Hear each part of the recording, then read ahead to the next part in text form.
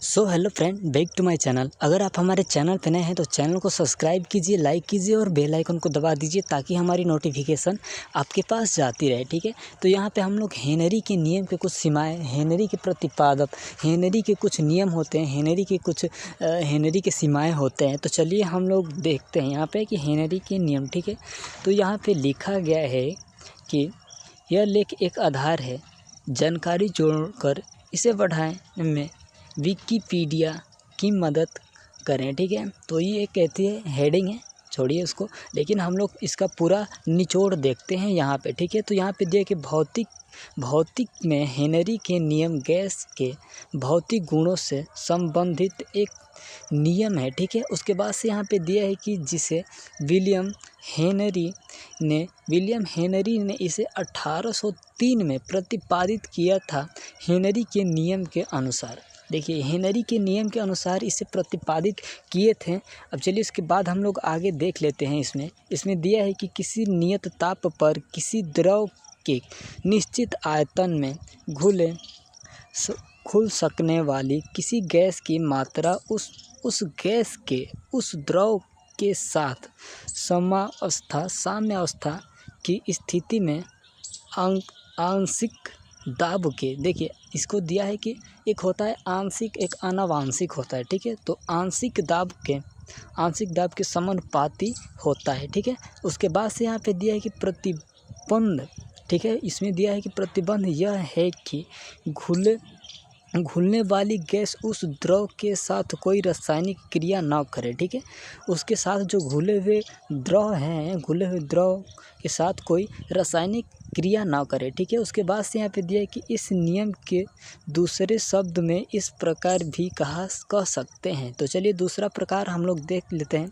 तो दूसरा प्रकार कुछ इस प्रकार से है कि किसी गैस की किसी द्रव में घुलनशीलता उस गैस के उस द्रव के ऊपर स्थित आंशिक दाब के समानुपाती होता है। ठीक है, तो चलिए ये समझ में गया आगे।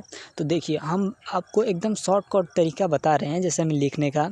मान लीजिए कि एक गिलास पानी है, ठीक है, और उसमें एक शीशा का गिलास है, उसमें आधा गिलास पानी यानी जल हम लोग भर दिए। ठीक है, पानी भर दिए और उसमें वायु यानी कि हवा की दाब डालेंगे तो वो उसमें घुलेगा।